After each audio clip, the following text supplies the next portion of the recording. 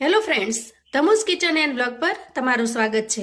મિત્રો, આજે આપણે બનાવીશું કાચી કેરીમાંથી એકદમ ચટાકેદાર એવી ચટણી।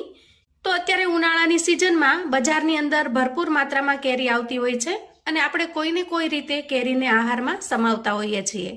તો આજે આપણે જે ચટણી બનાવીશું એની વિશેષતા એ છે કે એ ચટણી ક્યારેય બગડતી નથી। વર્ષો વર્ષ સુધી આ ચટણીને તમે ખાઈ શકો છો અને રોજે જો 1 ચમચી જેટલી ચટણી તમે આહારમાં લેશો તો એનાથી ખૂબ જ ફાયદા થાય છે। તો ચાલો ઝડપથી બનાવવાનું શરૂ કરીએ। તો સૌથી પહેલા આપણે કેરીને ખૂબ સારી રીતે ધોઈ લીધી છે અને સાફ કરી લીધી છે, જેથી કરીને એના ઉપર ધૂળ માટી કચરો હોય એ નીકળી જાય। હવે આપણે કેરીની ઉપરની છાલને કાઢી લેવાની છે। તો આ રીતે ચાકુની મદદથી અથવા તો પિલરની મદદથી તમારે છાલ ઉતારી લેવાની છે। અત્યારે બજારમાં ઘણા બધા પ્રકારની કાચી કેરી આવતી હોય છે, પણ તમારે આ રેસીપી બનાવવા માટે આ રીતના જે આકારવાળી આવે છે તોતા કેરી એ પસંદ કરવાની છે, કેમ કે તોતા કેરી બહુ ખાટી હોતી નથી અને ટેસ્ટમાં સરસ હોય છે। જ્યારે તમે ચટણી બનાવો ત્યારે એના અંદર તમારે ખાંડનું પ્રમાણ પણ ઓછું વાપરવું પડે છે। જ્યારે માર્કેટમાં બીજી જે દેશી કેરી મળે છે એ ખૂબ ખાટી હોય છે અને એની જો આપણે ચટણી બનાવીએ તો એમાં ખાંડનું પ્રમાણ વધારે જોઈએ છે। તો અહીંયા વજનથી જોઈએ તો મેં 250 ગ્રામ જેટલી કેરી લીધી છે અને આજે આપણે જે ચટણી બનાવીશું એકદમ ટેસ્ટીની સાથે લાંબા સમય સુધી સારી રહે એવી બનીને તૈયાર થશે। તો જુઓ, બંને કેરી ઉપરથી આપણે છાલ કાઢી અને એકદમ ચોખ્ખી કરી લીધી છે અને આ રીતે આપણે છાલને જુદી પાડી લીધી છે। તો મિત્રો, આ છાલ છે એને ફેંકી ન દેતા તમે એનો સરસ મજાનો ઉપયોગ કરી શકો છો। એના અંદર તમે મીઠું, હળદર, ગોળ અને ધાણા જીરું નાખી ખૂબ સરસ મજાનું ટેસ્ટી ખાટું મીઠું ખાર્યું બને છે, એ બનાવીને તૈયાર કરી શકો છો। હવે આપણે કેરીને સમારી લઈએ। તોતા કેરીની વિશેષતા એ હોય છે કે ખાટી મીઠી તો હોય છે પણ આમ એકદમ સરસ હોય છે, ચીપડા જેવી, અને એનું ગોટલું પણ આ રીતે એકદમ પતલું નીકળે છે। જુઓ, તો અહીંયા તૈયાર કરેલા પીસને આપણે રફલી ચોપ કરી લેવાના છે। કોઈ પણ શેપની અંદર તમારે સમારી લેવાના છે। આ રીતે કેરીને આપણે સમારીને તૈયાર કરી લીધી છે। હવે આપણે ચોપર લઈશું અને કેરીના પીસને એમાં ટ્રાન્સફર કરીશું। કેરીના પીસ થોડા વધારે છે એટલે 2 બેચમાં ચોપ કરી લઈએ। અહીંયા કેરીને ચોપ કરી આપણે એના એકદમ ઝીણા ઝીણા ટુકડા થઈ જાય એ રીતે ક્રશ કરી લેવાનું છે। જુઓ, મોટા પીસ હશે તો એને ગળતા વાર લાગશે અને ચટણીમાં ભળતા પણ વાર લાગશે। ચોપ કરેલા કેરીના પીસને આપણે એક મિક્સિંગ બાઉલમાં ટ્રાન્સફર કરીશું અને પછી બાકીના ટુકડાને પણ ચોપ કરી લઈશું। જુઓ, આ રીતે અહીંયા બધી જ કેરીને આપણે તૈયાર કરી લીધી છે। હવે આપણે કેરીનું માપ કાઢી લઈએ। આ રીતે કોઈ કટોરી કે વાટકી લઈ એને માપ તરીકે સેટ કરીશું। જુઓ, તો આ 1, આ 2 અને આ 3, ટોટલ 3 કટોરી જેટલું અહીંયા કેરીનું ખમણ થયું છે। આ રીતે માપ કાઢેલું હશે ને તો એકદમ પરફેક્ટ બનીને તૈયાર થશે। વધારે પડતું ખાટું નહીં, બહુ વધારે પડતું ગળ્યું નહીં। એ રીતના ટેસ્ટ મુજબ બનાવવા માટે આપણે અહીંયા 2 વાટકી જેટલી ખાંડ ઉમેરીશું। તમે અહીંયા સાકર પણ ઉમેરી શકો છો અથવા તો ગોળનો પણ ઉપયોગ કરી શકો છો। જો ગોળનો ઉપયોગ કરવો હોય તો એની પ્રોસેસ થોડી અલગ થશે। બીજી કટોરી આપણે અહીંયા ઓછી ભરી છે, થોડી ઓછી ખાંડ લીધી છે, ટોટલ 1.25 કટોરી જેટલું માપ થશે। અહીંયા જો તમારે ખાંડની જગ્યાએ સાકર ઉમેરવી હોય તો સાકરને ટુકડા કરીને અથવા તો ક્રશ કરીને ઉમેરી દેવાની। હવે આપણે આ બંને વસ્તુને સરસ રીતે મિક્સ કરી લઈએ। ઘણી વખત કેરીના છીણને ગેસ ઉપર મૂકી ત્યાર પછી એમાં ખાંડ ઉમેરવામાં આવે છે, પણ આ રીત થોડી અલગ છે અને એના શું ફાયદા છે એ પણ હું તમને આગળ બતાવું છું। આ રીતે એકદમ સરસ મિક્સ કરી આપણે ઇવનલી ફેલાવી લઈએ। ત્યાર પછી થોડી વાર માટે ઢાંકણ ઢાંકીશું અને અંદાજે અડધો કલાક, પોણો કલાક જેવું એને રેસ્ટ થવા દઈશું। હવે કેરી રેસ્ટ થાય છે ત્યાં સુધીમાં આપણે આ છાલમાંથી ખારીયું કઈ રીતે બને છે એ જોઈ લઈએ।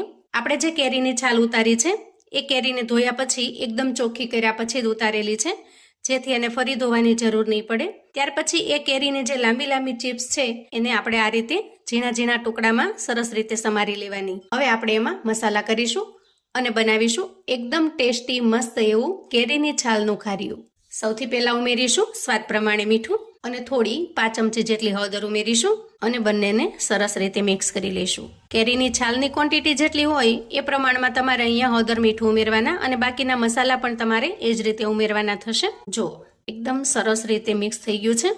આ ખારિયાનો આપણે ઇન્સ્ટન્ટ ઉપયોગ કરવાનો છે।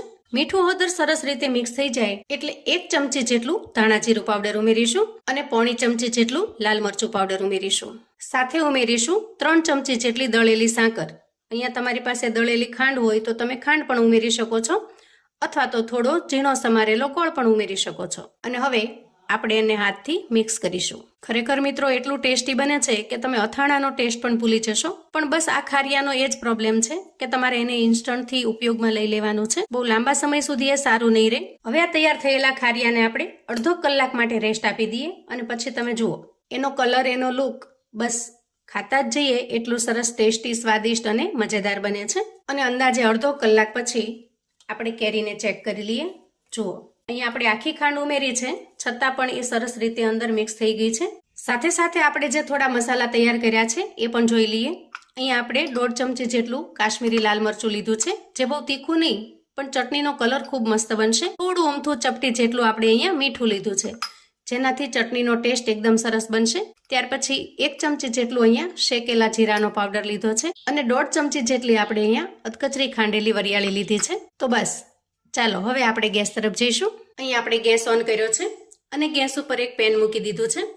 ત્યાર પછી આપણે જે તૈયાર કરેલું કેરી અને ખાંડનું મિશ્રણ છે એને પેનમાં ઉમેરી દઈએ.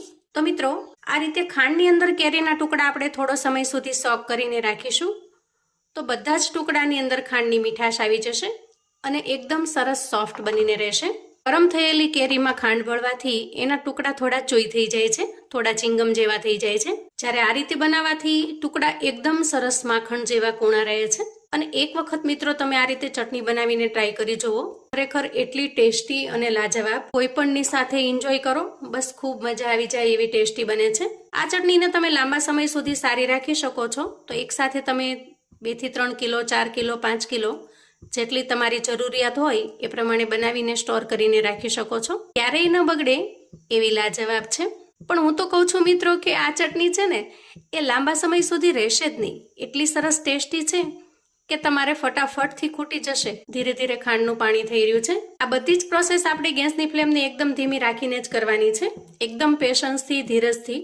બહુ ઝાઝી વાર નહીં લાગે, અંદાજે 5 થી 7 મિનિટનો સમય થશે. પણ શરૂઆતમાં જે ખાંડ છે એ ઓગળશે એટલે તમને એનું પાણી લાગશે અને એ પાણી ઝડપથી ચાસણીમાં ફેરવાઈ જશે. હવે જુઓ ખાંડ ઓગળ્યા પછી હવે પાણી ધીરે ધીરે ચાસણીમાં ફેરવાઈ રહી છે, થોડું ઘટ્ટ થઈ રહ્યું છે અને આ રીતે ઉપર બબલ્સ પણ આવવા લાગ્યા છે.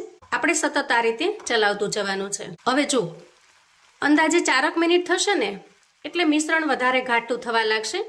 સ્પેચ્યુલા ફેરવતા તમને ખ્યાલ આવી જશે કે મિશ્રણ ઘાટું થવા લાગ્યું છે, એના અંદરનું પાણી છે એ ઓછું થવા લાગ્યું છે.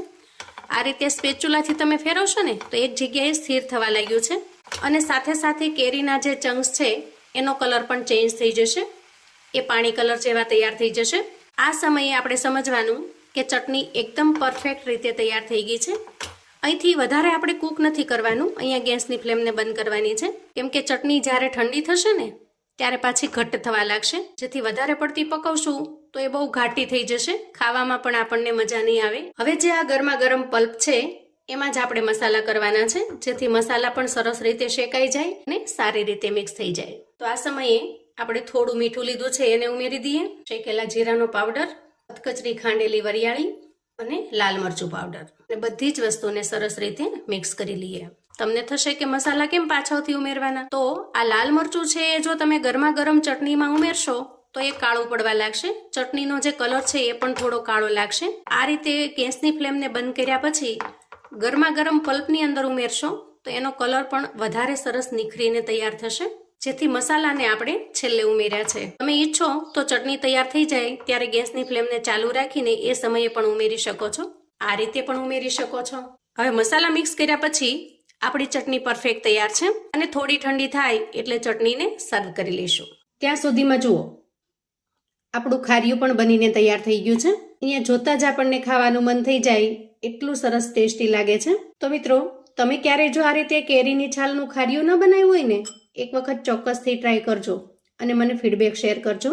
શાક રોટલી સાથે કે પછી દાળ ભાતની સાથે ચટણી કે અથાણાની જેમ તમે પીરસી શકો છો. ખરેખર ખૂબ જ લાજવાબ બને છે અને એક વખત બનાવીને પીરસ્યા પછી આ ખારિયું તમે વારંવાર બનાવવાનું પસંદ કરશો, એટલું સરસ ટેસ્ટી અને લાજવાબ લાગે છે. હવે ચટણી ઠંડી થઈ ગઈ છે અને આપણે ચટણીને પણ સર્વ કરી લઈએ.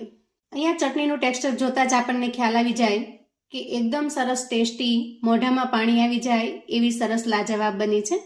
જેટલી દેખાવમાં સરસ લાગે છે એટલી જ સ્વાદમાં લાજવાબ બનીને તૈયાર થશે. કેરીનો મુરબ્બો, છુંદો કે પછી ફળ કેરીના અથાણાના ટેસ્ટને પણ બે ઘડી ભૂલી જાઓ એવી સરસ ટેસ્ટી તૈયાર થાય છે. અને વળી તેલના ઉપયોગ વગર, છાયાની ઝંઝટ વગર ખૂબ જ ઝડપથી, ઇન્સ્ટન્ટથી માત્ર 5 જ મિનિટમાં બની જશે. તો મિત્રો, આવું અવનવું જાણવા માટે અને મને સપોર્ટ કરવા માટે ચેનલ પર જો તમે નવા છો તો પ્લીઝ ચેનલને સબસ્ક્રાઇબ કરો. વિડીયો ગમે તો લાઈક અને શેર કરો. તમે મારો વિડીયો ક્યાંથી, કયા ગામથી જોઈ રહ્યા છો એ પણ ચોક્કસથી જણાવજો, જેથી હું પણ જાણી શકું કે મારા વ્યુઅર્સ મને ક્યાંથી જોઈ રહ્યા છે. ફરી મળીશું એક નવી રેસિપી સાથે. ત્યાં સુધી આવજો મિત્રો.